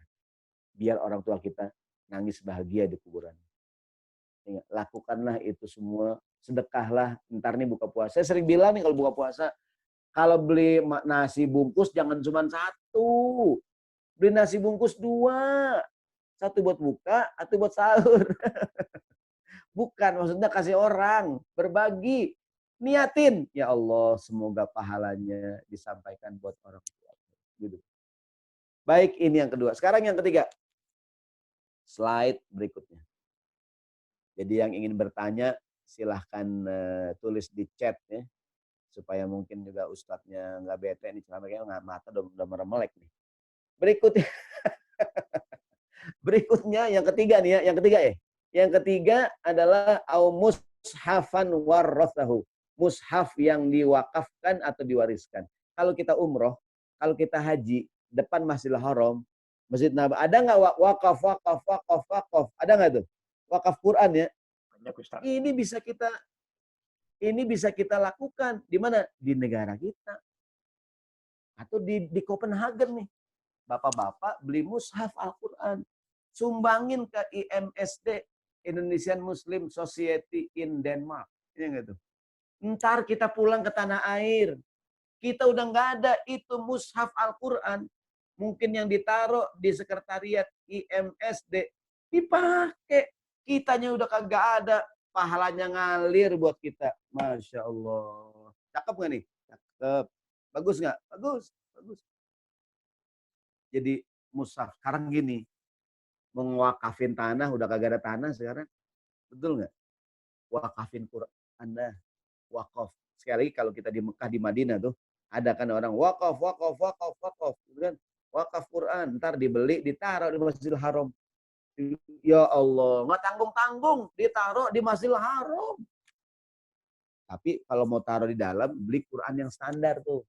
Kadang-kadang kalau yang dijual depan Masjidil Haram, itu Qurannya nggak standar. Yang 20 real. Kalau mau yang 50 real. Ada tuh, bisa pesan khusus kita. Ntar tahulah kalau yang biasa bawa Roma beli Quran standar. Jadi kalau yang kita wakafin standar Masjidil Haram, itu ditaruh Masjidil Haram. Kalau yang kita beliin bukan standar, dikumpulin, disumbangin juga sih di masjid. Cuman bukan di Masjidil Haram, di masjid yang lain. Kadang-kadang dikirim ke beberapa negara-negara Afrika. Quran kita wakaf juga. Cuman mau saya kalau mau taruh Masjidil Haram, Quran yang standar. Yang baca orang-orang dari penjuru dunia. Bacanya di Masjidil Haram. Masya Allah. Oh tuh pahalanya. Ya nggak? Luar biasa tuh. Luar biasa. Ya kan? Nah sekarang gini dah. Ustadz, mana dalilnya mewakafkan Quran? Ini surat Al-Maidah, dalilnya umum. Wa ta'awanu 'alal birri wat taqwa. Salinglah kamu kerjasama, tolong menolong dalam kebaikan dan ketakwaan. Tolong menolong. Jadi dia yang baca Quran, kita yang beliin mushafnya. Sekarang di Indonesia banyak sekolah-sekolah tahfiz Quran yang menawarkan kepada jamaah siapa yang mau beli Quran yang bagus, ntar diwakafkan untuk dibaca oleh para santri. Kan santri kan murojaah ngapal terus. Ya enggak? Nah, tapi Quran yang standar penghafal Quran. Ditaruh di pesantren Quran, dibaca tiap hari, dia apalin. Itu anak yang ngapal Quran, dari Quran yang kita kasih, dia apal gara-gara Quran terus, pahalanya kagak berhenti-berhenti bang. Terus-terusan. Masya Allah. Ya enggak? Kalau di Saudi, Quran yang cakep 50 real. Ya enggak? Tapi itu pahalanya berlipat ganda. Ini mushaf nih. Jadi kalau nggak bisa ngewakafin tanah, wakafin aja Quran. Berikutnya, yang keempat apa yang kelima? Yang keempat ya. Slide berikutnya. Apalagi nih yang pahalanya ngalir terus. Au masjidan banahu. Masjid yang dibangun. Membangun masjid. Qala Rasulullah sallallahu alaihi wasallam, hadis riwayat Imam Bukhari. Apa kata Nabi? Man bana masjidan fid dunya, banallahu lahu baitan fil jannah. Siapa orang yang bangun masjid di dunia, akan dibangunkan untuknya rumah di surga. Dalam lain riwayat, akan dibangunkan untuknya istana di surga. Oh, bahkan dalam sebuah riwayat kata Nabi, man bana masjidan kamafhati hasad. Meskipun kecil pahalanya. Nih makan nih saya nggak tahu di Denmark ya. Mungkin juga udah ya. Kalau belum bagus juga teman-teman entah sewa caranya nyewa atau gimana gitu. Ya enggak, bangun masjid saya tahun 2018 ya, 2019 kalau nggak salah. 2018 saya ke Korea Selatan, ke Korea. Kan rata-rata yang di Korea itu aktivis masjidnya adalah para tenaga kerja kontrak. Paling lama mereka kontrak kalau nggak salah 5 atau 6 tahun gitu. Entah setelah 6 tahun udah selesai kontraknya. Artinya mereka bukan orang yang berlama-lama di sana. Tapi subhanallah, ini saya cerita yang saya temu sendiri. Mereka semangat banget ngumpulin duit untuk bikin masjid. Bahkan dibeli tuh ininya, rumahnya tuh. Kemudian kan mereka nggak lama. Dan diwakafkan atas nama Muslim Korea. Bayangin tuh. Jadi yang apa ini, karena kan mereka nggak lama gitu. Maka banyak tuh Muslim Korea takjub sama orang Indonesia. Jadi bertambahnya masjid di Korea yang saya tahu itu tidak lepas dari kontribusi para tenaga kerja kita di Korea tuh. Kan di Korea banyak juga yang pelajar, mahasiswa, tapi mayoritasnya para pekerja kan di beragam kota, di Ansan, di Yongin, di Seoul, di macam-macam deh beragam kota tuh. Ya enggak? Di Busan gitu kan. Mereka ngapain tuh? Itu paling mereka kontraknya 5 tahun, 6 tahun, terus pulang ke negaranya, Indonesia. Tapi mereka semangat banget tuh. Ngumpulin duit, patungan. Ngapain? Bikin masjid. Ada bangunan, dibeli, jadi masjid. Ya enggak? Dan diwakafkan, siapa nazirnya? Muslim Korea. Gitu. Ntar mereka, karena susah kalau mereka nggak bisa Indonesia. Dia harus nama orang Korea. Jadi Muslim Korea, Masya Allah, kontribusi orang Indonesia. Yang saya tahu nih ya, di Korea begitu. Bangun masjid, udah dibeli, ya kan, dikasih ke orang Korea. Luar biasa. Siapakah mereka? Mohon maaf, bukan mengecilkan. Para tenaga kerja. Ya enggak? Istilahnya yang kontraknya itu 5 tahun. Luar biasa. Dan Allah berjanji akan membangunkan untuk mereka rumah di surga. Saya termasuk punya cita-cita belum tercapai. Dan saya pengen sebelum saya meninggal bangun masjid. Entah di mana gitu. Ya enggak? Syukur-syukur di dekat rumah kita gitu. Ini cita-cita yang mulia. Mudah-mudahan pemain bola Liverpool, Muhammad Salah, Sadio Mane, ya enggak tuh? Yang muslim-muslim tuh ngapain? Pada bangun masjid. Ya kan? Kan sejak banyak pemain bola di liga Inggris, kan sekarang beritanya katanya, saya nggak tahu deh, mungkin teman-teman tahu dah. Itu katanya sekarang banyak musola-musola di stadion, ya nggak tuh? Ini luar biasa, luar biasa. Yang bangun masjid di dunia akan dibangun istana di surga Allah SWT. Kita udah pulang dari Jerman, udah pulang dari Denmark, udah pulang dari Amerika, udah pulang dari Kanada, udah pulang dari Swedia, kemarin udah pulang dari Kutub Utara, udah pulang kita air. Tapi masjid yang kita bangun masih ada. Masya Allah, tuh pahalanya. Terus mengalir, terus mengalir. Saya yakin mudah-mudahan teman-teman di Copenhagen udah punya masjid. Kalau belum bisa usaha kita. Kalau di tiap kota bikin masjid Indonesia. Ya, saya nggak tahu apa caranya nyewa apa gimana dah. Tapi ketika bangun masjid, slide berikutnya, niatnya harus karena Allah. Di zaman dulu, di zaman Nabi, ada orang-orang munafik pun bikin masjid tapi tujuannya diror. Membuat kerusakan. Membangun masjid tandingan. Inno ono masjid Nabawi, masjidnya Nabi. Kita bikin masjid buat kita. Oleh Nabi dibongkar. Ali bin Abi Thalib yang bongkar. Kenapa? Di ayat sebelum ini nih, saya nggak tulis di slide kita. Ini kan 108 nih. 107 tuh ada orang munafik bangun masjid tuh. Ingat tujuan apa? Diror, membuat kerusakan. Maka di 108 di layar kita nih, la takum fihi abadan. Masjid-masjid yang dibangun dengan niat yang buruk itu, janganlah kamu bersembahyang di dalam masjid itu selama-lamanya. Jadi kadang-kadang ada juga orang bikin tempat yang baik, tapi tujuannya nggak baik gitu. Kadang-kadang kita ribut akhirnya, ya kan ada kok masjid dibongkar. Ya. Kok ya karena mungkin di masjid mengajarkan yang tidak baik gitu. Ya kan? Nah, la takum fihi abad. Terus gimana Ustadz dasar bangun masjid? La masjidun ussisa ala taqwa. Masjid yang dibangun dengan dasar ketakwaan kepada Allah itu lebih baik. Gak apa-apa sederhana. Maka secara pribadi mudah bapak-bapak, ibu-ibu di sana niatnya sama sama saya. Apakah niatnya? Ya Allah pengen banget sebelum meninggal dunia bisa bangun masjid. Karena hadisnya sahih banget. Siapa yang bangun masjid di dunia akan dibangunkan istana di surga oleh Allah. Baik, berikutnya. Berikutnya yaitu yang kelima, apakah yang pahala terus ngalir? Nah, ini dia nih buat para pelajar nih. Yang kadang-kadang nggak punya duit buat nyewa apartemen. Terutama tahun-tahun pertama. Ini enggak? Termasuk yang pahalanya ngalir, yang nomor 5, aubaitan libnis sabili banahu. Rumah singgah untuk para ibnu sabil atau fisabilillah. Nah, di dalam At-Taubah ayat 60, rumah singgah itu boleh dibangun menggunakan uang zakat. Kenapa? Karena fisabilillah, ibnu sabil termasuk yang boleh mendapatkan zakat. Gitu. Kita ustadz bangun rumah singgah buat fisabilillah. Kan sekarang banyak orang yang traveling. Atau banyaklah tuh orang-orang yang kalau mungkin nggak punya nginep di hotel kan mahal. Yang ini rumah singgah.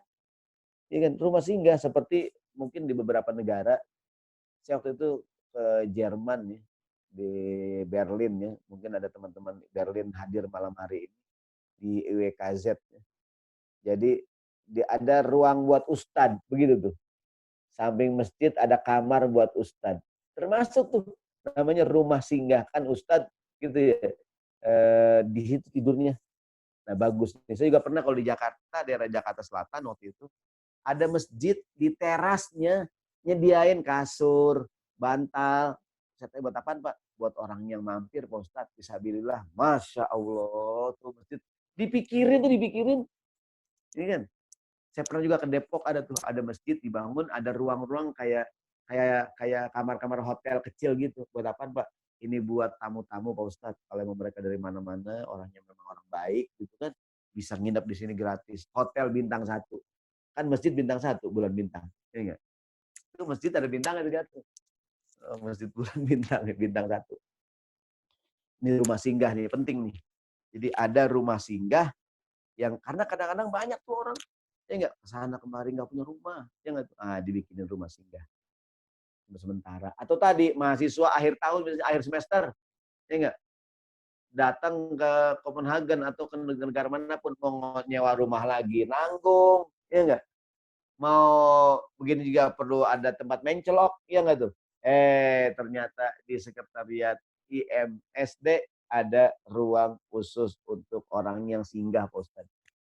Jadi tamu-tamu yang tentu ya nggak sembarangan tamu kita terima dengan setelah klarifikasi kan, setelah disurvei ternyata orang layak mampir di rumah singgah kita. Dari mana pembiayaannya? Untuk fisabilillah boleh dari uang zakat, ya kan? Wa atidal qurba innamas shadaqatu lil fuqara wal masakin wal amilina 'alaiha wal mu'allafah qulubuhum wa fi riqab wal gharimina wa fi sabilillahi wa ibnis sabil. Iya kan? Ibnu Sabil. Termasuk Ibnu Sabil kan para pelajar, betul ya? Para pelajar kehabisan duit, nginepnya di rumah singgah. Dari mana makannya? Ada yang ngasih. Begitu. Baik Bapak Ibu sekalian yang dirahmati Allah. Dikit lagi nih, habis ini kita tanya jawab. Yang keenam, au nahron ajrohu, sungai yang dialirkan. Sumber air yang dibuat. Bahkan Rasulullah pernah mengatakan, sodakoh yang paling utama diantaranya adalah sedekah air. Ini yang ada di layar gambar, kalau nggak salah ada cerita, Abu Bakar Siddiq pernah di kota Madinah, ada sumur milik orang Yahudi. Ada sumur milik orang Yahudi. Orang Islam kalau ngambil air di situ bayar. Orang Islam, waduh, kata Abu Bakar apa Utsman ya? Ini sahabat Nabi lah. Ini kan. Kesian banget ya orang Islam. Tiap mau ngambil air suruh bayar. Akhirnya oleh Abu Bakar dia punya strategi. Datangin orang Yahudi. Wahai Yahudi, gimana kalau sumur kamu saya beli? Sumur kamu saya beli. Kata orang Yahudi, enggak, saya nggak mau tinggal, saya nggak mau jual. Saya nggak mau jual. Gini dah, gini bang, kalau nggak jual semuanya, gimana kalau kita beli separuh? Ya enggak? Jadi yang saya beli separuhnya aja dah. Jadi tetap separuhnya masih punya Bapak nih. Gimana ngaturnya? Gini aja Pak. Di hari Bapak orang ambil air bayar. Di hari saya, gini caranya. Senin itu sumur punya Bapak, Selasa punya saya. Rebo punya Bapak, Kamis punya saya. Jadi gantian, setengah-setengah. Ini orang Yahudi berkata, wah boleh juga. Oke. Oke. Mau dia, ya enggak? Akhirnya dijual tuh sumurnya separuh.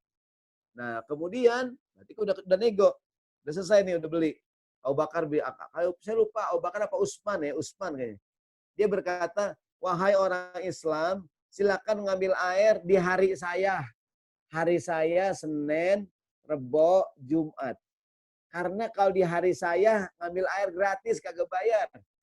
Akhirnya orang Islam ngambil air di hari yang udah digratisin.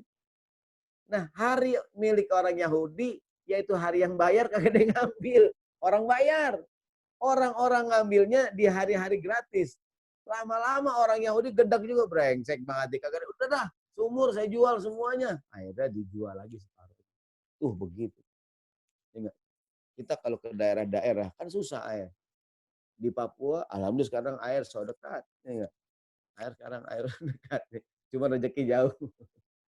Jadi yang di daerah-daerah kering, ya enggak bikin irigasi segala macam gitu tuh. Rasulullah mengatakan sodakoh yang paling top di antaranya sedekah air. Sedekah yang paling hebat di antaranya sedekah air.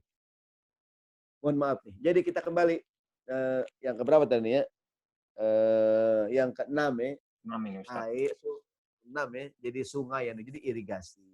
Di kampung-kampung orang kadang ngambil air jalan berkilo-kilometer, ada nggak tuh? Di Gunung Kidul nggak ada sumber air. Ceklek turun gunung ambil air, itu pun air udah keruh. Datang seorang Muslim yang baru pulang dari Denmark. Waduh, ini warga ini mesti diberdayakan.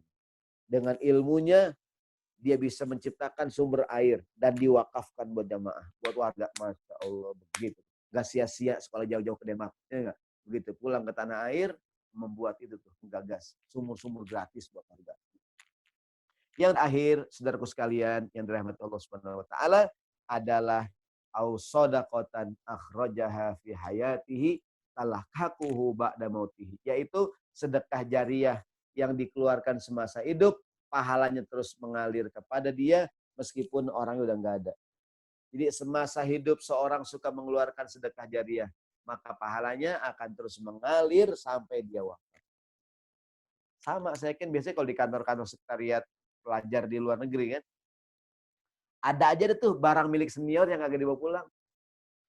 Di kantor sekretariat nih ada kulkas bekas penyenior senior. Itu kulkas udah goyang, diganjel pakai ya tuh. Ada mesin cuci peninggalan senior. Begitu tuh. Orangnya udah pulang ke tanah air, pahalanya ngalir terus. Semasa hidup seorang mengeluarkan sedekah jariah, maka pahalanya akan terus mengalir kepadanya. Setelah dia sudah tidak ada, mungkin pengertian tidak ada, dia meninggal ataupun udah nggak ada di situ. Wallahu a'lam bissawab. Semoga bermanfaat. Kita akan tanya jawab setelah disampaikan oleh panitia. Assalamualaikum warahmatullahi wabarakatuh.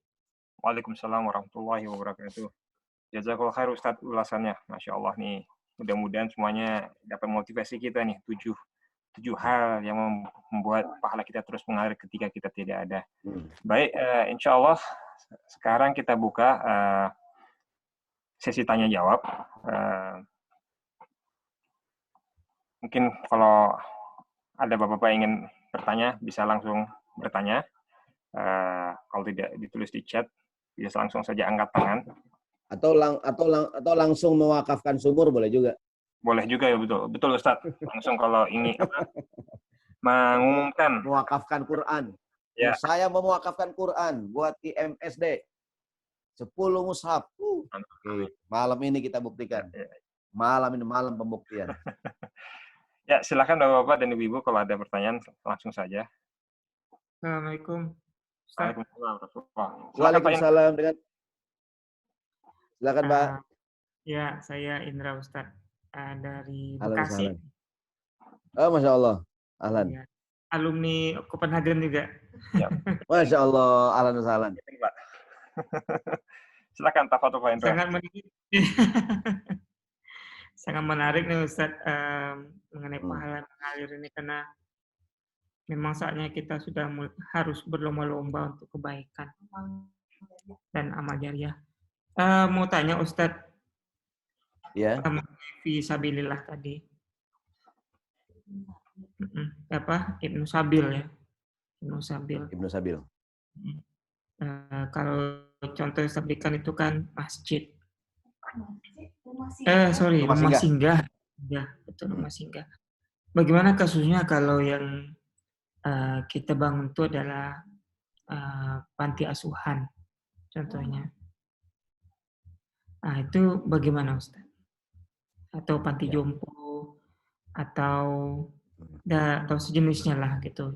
Jadi bukan hanya rumah singgah, tetapi juga mungkin kita bisa menaungi anak yatim, menaungi para pengangguran, menaungi para orang tua yang sudah renta dan lain sebagainya. Terima kasih Ustaz, syukran. Ya. Baik, jazakallah khair Pak Indra ya. Selamat reuni malam hari ini ya. Jadi kalau ngelihat teks hadisnya sih Nabi sebutkan aubaitan libnis sabil. Rumah untuk para ibnu sabil. Karena mungkin di zaman beliau banyak para musafir kan. Musafir ke sana kemari kan perlu penginapan, perlu tempat tinggal.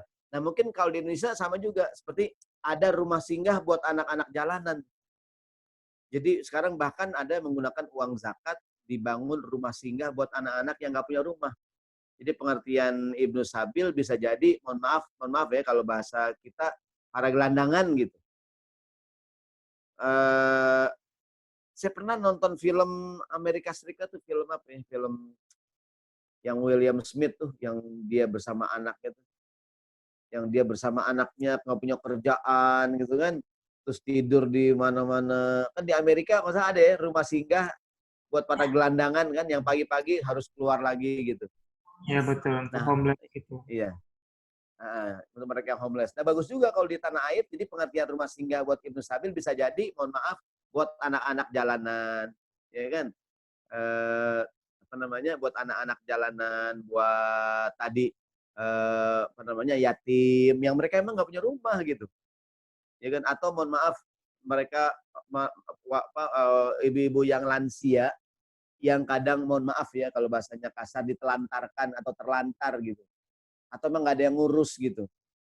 Nah, ini bisa jadi kalau pengembangannya, walaupun teks hadisnya adalah baitan libnis sabil, karena di zaman itu, mungkin di zaman Nabi banyak tuh orang para musafir, ya kan, yang kadang-kadang bahkan kalau di zaman Nabi tidur di masjid, ya kan, yang saya bilang tadi di Jakarta Selatan tuh, di daerah Pondok Labu, ada masjid menyediakan itu yang saya bilang tadi. Di emperannya ada ruangan pojokan gitu buat orang yang singgah tuh Pak Ustadz.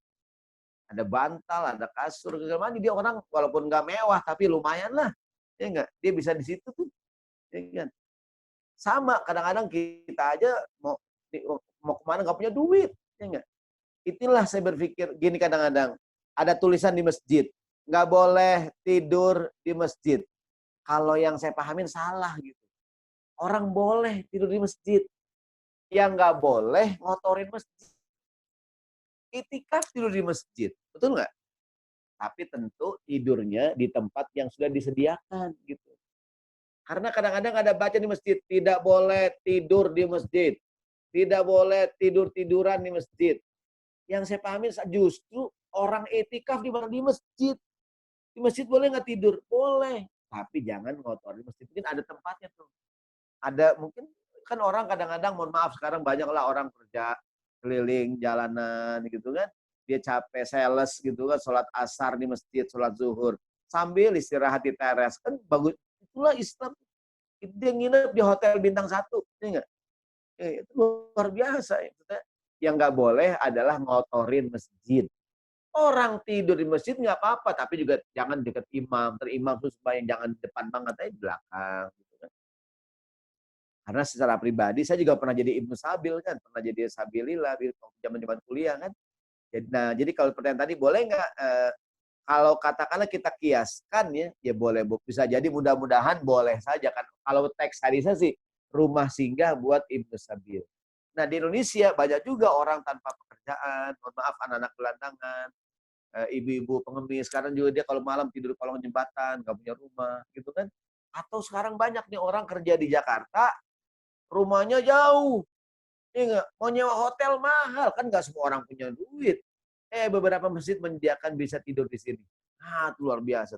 Ada locker gitu kan, dibuat naruh barangnya, silakan Bapak mau di sini. Oh, luar biasa. Kalaupun ada infak lah sekedarnya gitu kan. Minimal barangnya aman karena ada lockernya, dan orangnya bisa tidur. Memanfaatkan fasilitas kamar mandi, masjid, segala macam. Gitu. Ya kan? Bagus-bagus. Yang penting jangan ngotorin masjid. Apalagi, gini, kalau yang saya tahu prakteknya di beberapa tempat, rumah singgah ini ditempelin di masjid biasanya. Nempelnya ke masjid sekalian. Ada masjid, ada ruang tadi itu ada ruang singgah. Ya, jadi insya Allah mudah-mudahan Allah sesuai dengan yang ditanyakan tadi. Boleh juga kita bangun buat rumah singgah anak-anak jalanan atau siapapun yang tidak punya rumah, homeless. Wallahu a'lam bishawab. Jazakallah khair Pak Indra. Syukran Ustaz. Afwan. Baik Ustadz, ini ada pertanyaan berikutnya dari Ibu Maaf saya minum ya, Oh, silakan Ustadz. Maaf ya, Le. Dari Ibu Hisbazilah di Swedia Ustadz, di kota Lund. Nah, pertanyaan begini. Ya, bagaimana Ustadz untuk memotivasikan diri untuk terus menulis? Ya, Masya Allah, hebat ulama dan imam yang menulis berjilid-jilid. Ya, jadi seperti Ustadz ceritakan di awal tadi kan, Imam Bukhari, Imam Ibnu Katsir kan tulisannya banyak tuh Masya Allah. Kayak seakan-akan tidak mungkin kalau sekarang. Nah, sekarang ini bagaimana memotivasi bagi kita sekarang ini untuk terus menulis nih? Kalau Ibu ini mengatakan, saya hanya menulis jurnal saintifik dan tesis juga sudah lelah. Ya, dan kini mencari karir bukan lagi mau menulis saintifik. Tapi masih mencoba menulis dan berkongsi ilmu dan tips ringkas. Nah, bagaimana Ustadz mau coba terus menulis dengan hebat berjilid-jilid? Nah, silakan Ustadz, bagaimana tipsnya nih Ustadz? Baik, bismillahirrahmanirrahim ya. Pertama, orang bilang, Ustadz, saya nggak bisa nulis, Ustadz. Nggak, serta gini, kata ada teori mengatakan, katanya anak-anak zaman sekarang nggak senang baca, senangnya nonton, gitu kan, orang suka bilang begitu ya. Anak-anak sekarang tuh nggak senang baca. Ternyata teori ini salah. Mana buktinya? Ketika buku Harry Potter keluar, tahun berapa tuh Harry Potter? Mungkin sekian tahun yang lalu ya. Ketika buku Harry Potter keluar, Harry Potter yang pertama, kedua, ketiga, seterusnya, yang tebal halamannya itu kalau nggak salah 700 halaman, dengan istilah-istilah ilmu sihir yang susah, itu anak-anak baca sehari habis. Ya, anak-anak sehari habis gitu tuh. Nah, artinya apa? Ternyata bahwa sebenarnya orang tuh masih senang baca gitu. Nah, tapi kemudian apa yang dibaca. Nah, sekarang motivasi buat kita semua, gimana caranya agar kita mau nulis. Pertama, sebenarnya semua kita bisa nulis. Mana buktinya? Ini kita di WA nulis kita. Ya kan? Kita ngechat, kita ngau itu kan kita nulis ya kan? Nulis WA, ngobrol berjam-jam kadang itu kita udah punya nulis. Nah, sekarang ada teori, mungkin ini mungkin benar mungkin salah ya. Sekarang banyak buku-buku terbit, termasuk penulis-penulis besar, merupakan kumpulan tulisan singkat dengan satu tema yang sama, kemudian dibukukan. Katakanlah Ibu punya tulisan singkat kira-kira sekian halaman tentang saintifik apapun gitu, dengan bahasa yang sederhana, judul yang menarik, gitu kan? Apalagi kalau dihubungkan dengan agama gitu, oh itu sangat menarik. Ya kan? Tapi tadi sekali lagi orientasinya adalah menulis nasrul ilmi, dan sekali lagi orientasinya bukan kepada, mudah-mudahan juga nanti lama-lama bukan hanya menulis, gimana menulis yang menarik sehingga bisa mohon maaf ya, bisa jadi juga bahannya lah, bisa kejual gitu ya. Tapi yang paling penting semangatnya adalah semangat nulis saja gitu. Kalau kita rasa baik, manfaat, tulis saja. Nah, kalau bisa sih pertama tulisan jangan yang panjang-panjang dulu. Karena biasanya kalau yang panjang itu bikin tulisan singkat yang mungkin kalau di ya 5 halaman selesai, ya nggak tuh? Ya kan? Itu kalau sekarang kan banyak kumpulan tulisan kayak Gunawan Muhammad majalah Tempo tuh. Dia punya catatan pinggir, ya nggak? Itu berapa berapa buku, tapi kan isinya cuma catatan-catatan mungkin 2 halaman, sekarang dikumpulin sekian bu. Jadi menulis sesuatu dengan judul, ya, jadi satu bahasan kira-kira 3, 4, 5 halaman selesai, ya enggak? Bahasanya kita permudah, kita share, besok bikin lagi gitu kan. Lama-lama nggak terasa tuh. Saya mohon maaf ya, saya bikin kebetulan nih. Saya bikin buku kecil-kecil kayak gini nih, ini 8 halaman nih, per 8 halaman. Saya punya kajian kisah-kisah dari sunnah dengan beragam judul. Kemarin saya share ke Pak Rahmat, ada sekitar 360 judul. Satu judul 8 halaman. Kalau 100 judul aja, kali 3 kali 8 udah 800 halaman gitu. Kalau seandainya kebetulan saya taruh di rak buku saya tuh, itu dia di rak buku saya tuh, ya kan? Itu ada sekitar 360 judul lah per 8 halaman. Karena saya berpikir, dan walaupun belum, saya udah mulai milih-milih tema-tema yang sama gitu. Nanti tinggal dibukukan. Jadi mungkin mohon maaf, mungkin saya salah, siapa tahu berhasil juga bikin tulisan yang sederhana. Nanti kita share, lama-lama udah ada 10 tulisan. Satu tulisan 5 halaman, kali 10, 50 halaman tuh jadi buku, ya nggak tuh? Dikasih cover, gitu. Jadi apalagi orientasinya tadi, bikin aja gitu. Bikin aja. Memang tidak komersil kan, tapi siapa tahu menarik malah jadi komersil. Artinya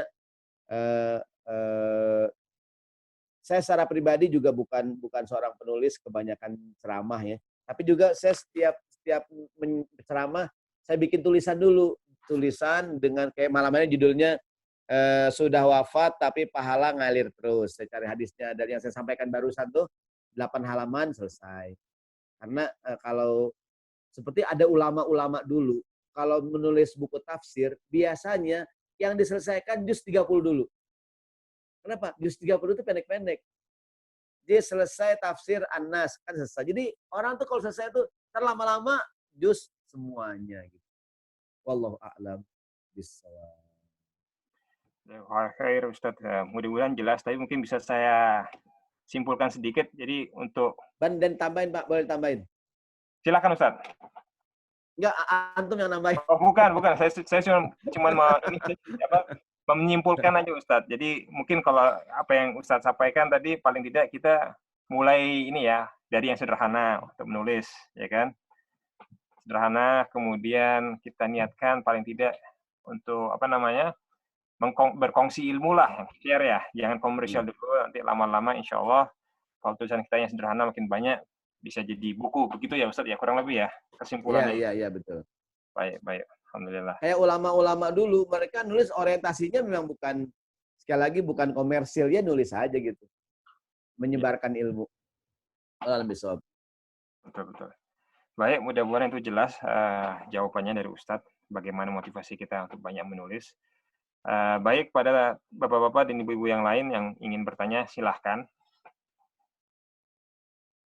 Kalau tidak ada yang bertanya, mungkin saya ada pertanyaan fikih sedikit, Ustadz, tentang tadi bagaimana kita boleh ya menghajikan atau umrah untuk orang tua kita. Nah, pertanyaan saya nih terkait ada 2 hal. Yang pertama, apakah kita harus haji dulu atau umrah dulu untuk dapat menghajikan orang tua kita yang sudah meninggal, ya kan, atau umrah. Dan yang kedua, apakah orang tua kita harus meninggal dulu jadi pahala yang bisa mengalir ke beliau. Kalau beliau tidak mampu misalnya untuk haji, apa karena masalah uzur, ya kan, apakah kita dapat menghajikan beliau, Ustaz? Ya, baik ya. Pertanyaannya. Ya, baik. Bismillahirrahmanirrahim. Jadi setiap ibadah ada aturan fikihnya. Kalau dalam haji namanya manasik. Kalau sholat, fikih sholat. Kalau puasa, fikih saum. Kalau haji namanya manasik haji. Di antara aturan manasik haji adalah bagi mereka yang ingin membadalkan orang lain, syaratnya adalah dia pernah haji dulu, pernah umroh dulu, baru kemudian dia mengumrohkan orang lain. Dia pernah haji, kemudian menghajikan orang lain. Artinya kalau dia masih haji yang pertama, buat dia dulu. Mungkin haji tahun depan buat, atau ketika haji pertama dia minta tolong orang lain membadalkan buat orang tuanya. Orang lain yang pernah, biasanya kalau kita pergi haji ada tuh orang yang siap membadalkan orang lain. Atau kita sendiri yang menghajikan. Yang kedua, apakah harus meninggal dulu? Di hadis tadi, seorang laki-laki ini ketika bertanya, perempuan ini mengatakan, ayahku masih hidup, cuman udah nggak bisa pergi jauh. Maka yang boleh dibadalin adalah orang yang sudah meninggal atau orangnya masih hidup, tapi untuk pergi haji dia susah. Tapi uzur untuk melaksanakan ibadah haji. Maka boleh dibadalkan. Jadi dia tidak bisa pergi haji karena udah meninggal, atau secara usia, secara fisik memang sudah tidak mungkin lagi melaksanakan ibadah haji. Maka boleh dibadalkan. Wallahu a'lam. Nah, jadi pertama sekali tadi dia pernah umroh dulu, maka kalau kita pergi umroh, kan ada pendapat yang mengatakan umroh nggak bisa berkali-kali. Umroh sekali aja. Ada pendapat mengatakan oh, enggak, kita umroh sekali, kita bisa umroh kedua. Caranya kita keluar dulu. Mohon maaf, ibarat ada permainan, kita udah finish kan, kita keluar lagi lapangan. Kita main dari awal lagi, nanti begitu kita tahalul kan udah selesai tuh. Kalau mau umroh lagi, dari awal lagi. Nah, kalau kita dari Madinah, miqatnya adalah Bir Ali. Nah, orang Mekah, kita sekarang udah di Mekah. Orang Mekah, miqatnya adalah bisa dari Ji'rana, bisa dari Tan'im, bahkan bisa dari Hudaybiyah. Nah, tapi syaratnya kita umroh yang pertama buat kita dulu, terus yang kedua, ketiga, berikutnya buat orang lain yang kita umroh, yang kita badalkan. Dan syarat badal haji atau badal umroh adalah yang melakukan sudah melaksanakan haji atau sudah umroh baru boleh membadalkan untuk orang lain. Wallahu a'lam bishawab. Jazakallahu khair Ustaz. Jelas insyaallah jawabannya. Saya Baik. 5 menit lagi ya, kalau boleh pamit. Boleh Ustaz, insyaallah. Jadi mungkin ada pertanyaan terakhir. Kalau tidak ada mungkin kita nampaknya harus mengizinkan Ustadz untuk pamit. Memang sudah malam juga Ustadz di sana ya Ustadz, dari hampir jam 11 ya. Masya Allah. Mata udah mermelek. Saya takut ngomongnya ngaco. Betul. Ya, Bapak-bapak. Berapa orang yang hadir malam hari ini di kajian kita? Ini ada 30 orang Ustadz. 31 orang. Alhamdulillah. Insya Allah. Semoga manfaat. Dari mana-mana. Dari mana aja? Ada dari Swedia, ada dari Bekasi, dari Denmark, dari Inggris, dan banyak. Oke, Masya Allah. Nomor telepon saya 081808020947. Siapa tahu bisa silaturahim. Terima kasih Ustadz. Jazakallahu khair. Baik, kalau tidak ada pertanyaan lagi yang terakhir, mungkin kita cukupkan saja karena sudah cukup larut juga di Indonesia. Mungkin sebelum kita tutup. Ada yang nanya nih, ada yang nanya di chat tuh. Oh ya, boleh Ustadz. Ini terakhirnya, ada yang terakhirnya pertanyaannya dari Ibu Nisa. Apa hubungan anak soleh dan orang tua harus ada hubungan darah, Ustadz? Nah, ini. Ya, pertama Bismillahirrahmanirrahim, kalau ngikutin hadis sih memang anak kandung. Tapi sekarang katakanlah bisa jadi dia bukan anak saya, tapi saya ngerawat. Saya yang ngurus.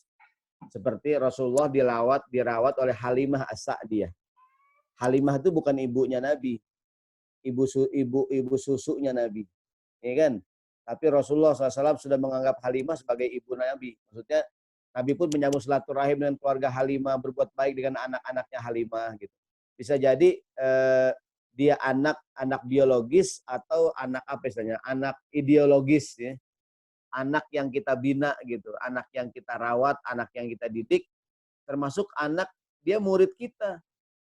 Dia murid kita di sekolah, murid kita di kampus, dia mahasiswa kita di kampus, dia binaan kita di pengajian, gitu kan? Nah, kita pun insya Allah mendapatkan pahala dari kesolehan mereka. Insya Allah. Baik, terima Wallahu kasih. a'lam bishawab. Jadi ini, Saya kira demikian. ya Ustadz. Baik, insya Allah itu mungkin Sama-sama, makasih. Ya. pertanyaan terakhir. Jadi mungkin sebelum kita tutup, Ustadz silakan mengakhiri kajian kita malam ini atau sore ini dengan doa. Baik, kita doa sama-sama. Mudah-mudahan sehat, panjang umur. Kita sedang berhadapan dengan musibah pandemi COVID-19. Mudah-mudahan musibah ini cepat selesai.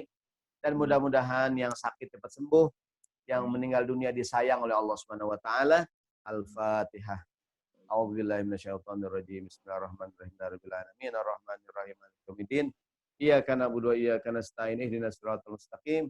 Siratal ladzina an'amta 'alaihim ghairil maghdubi 'alaihim waladdallin. Amin. Astaghfirullahaladzim. Bismillahirrahmanirrahim. Alhamdulillahirabbil alamin. Allahumma shalli ala Muhammad wa ala ali sayyidina Muhammad. Allahumma anfa'na bima 'allamtana wa 'allimna ma yanfa'una. Rabbana zidna ilma warzuqna fahma. Rabbana ighfir lana dzunubana wa dzunuba walidina warhamhum kama rabbayana shighara. Da'wahum fiha subhanakallahumma wa tahiyyatuhum fiha salam wa akhiru da'wahum anil hamdulillahi rabbil alamin.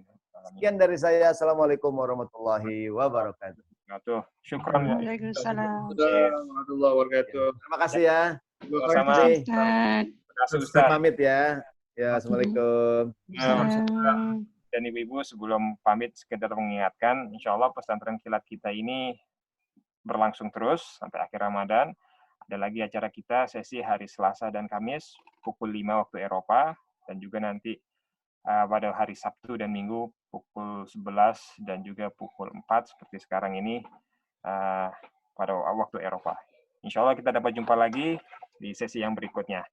Syukran semuanya, jazakallahu khair. Insya Allah kita tutup dengan membaca doa kafaratul majelis. Subhanallahi wa bihamdik, nasyhadu an la ilaha illa anta, nastaghfiruka wa natubu ilaik. Wassalamualaikum warahmatullahi wabarakatuh.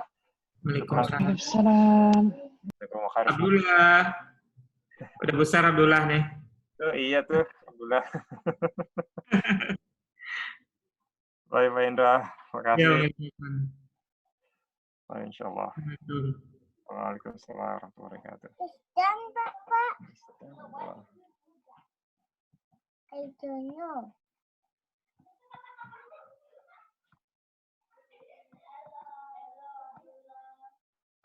Huh?